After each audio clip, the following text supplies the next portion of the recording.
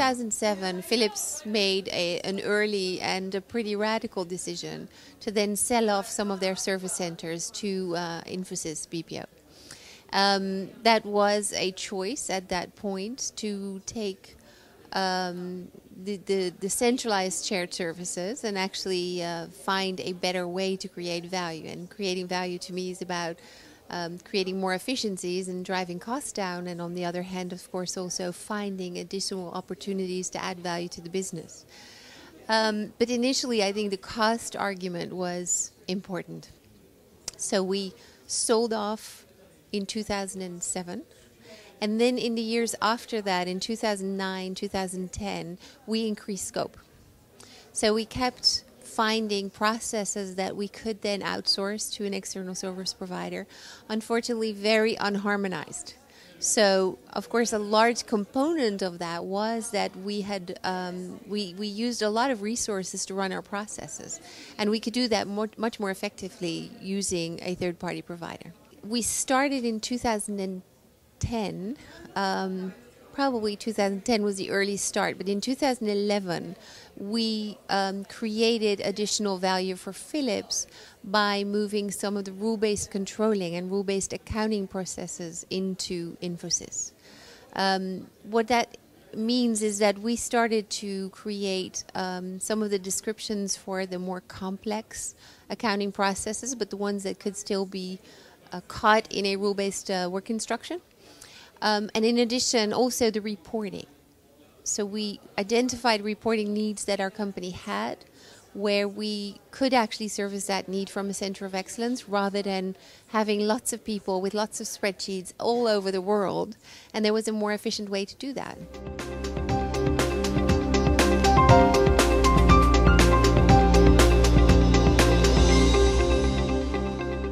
Last year, we started a much bigger process, and it's in line very much with the Philips transformation. And the Philips transformation, it's called Accelerate. It's really about making our company more entrepreneurial. But underneath that is all about streamlining our processes, making sure there's one process design. It's an end-to-end process design with one IT infrastructure underneath it. And that is a very big transformation for Philips as a whole, but of course also for us.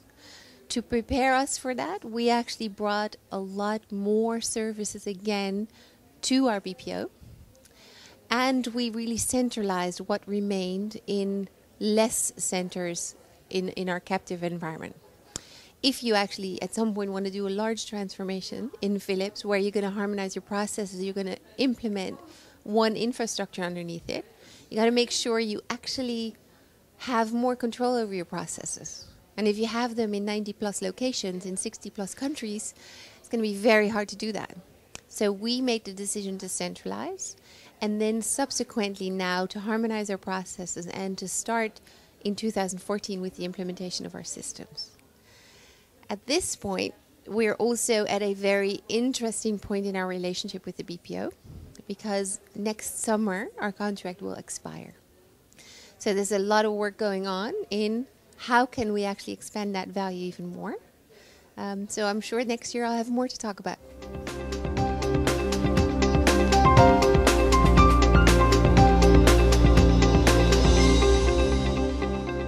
Moving up the value chain using the BPO for us is all about identifying the areas where we can free up capacity in Philips to do the more value-added work.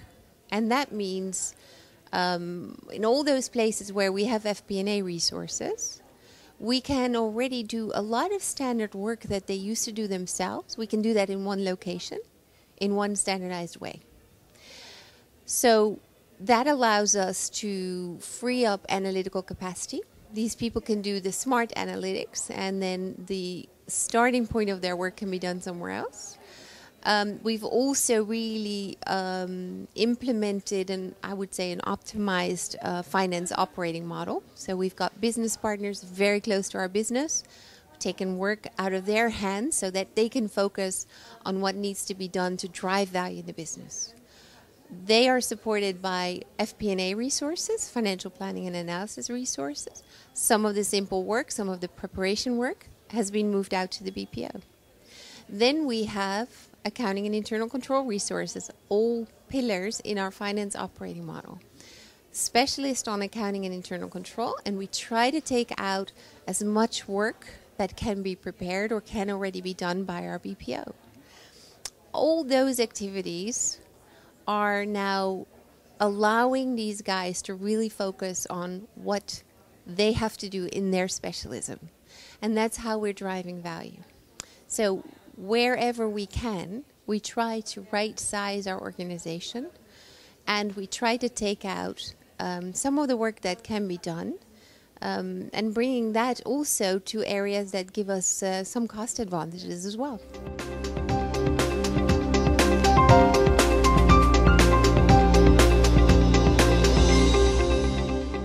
I truly believe that taking work out of all these individual locations is going to really enable end-to-end process implementation. When we set up our shared services in the past, we basically left people in country. So you and I would be working together. You would actually get a new department name, but we'd still be sitting together, right? You would still have your same needs, and I would still try to fulfill those needs.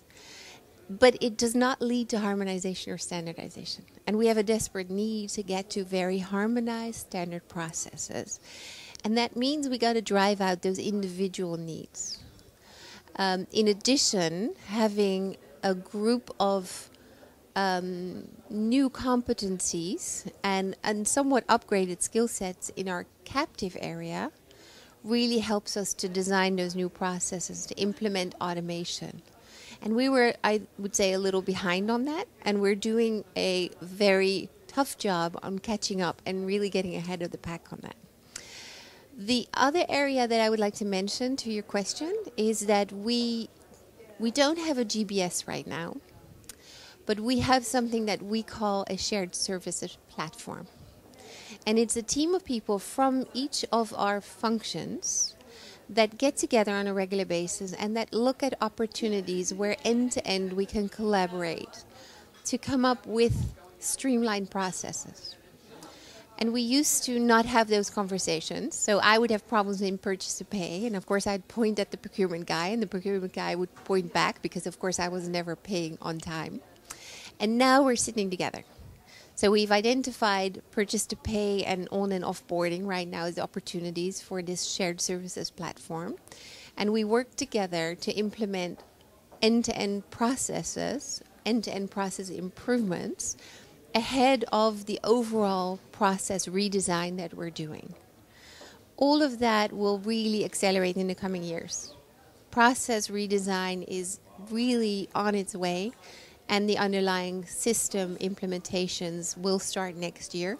And I think by having a centralized organization, by having better dialogue and collaboration, both with our BPO on the one side, but also with everybody around us that we need to work together with, is going to really enable us to become much, much easier to do business with and a more efficient and effective company.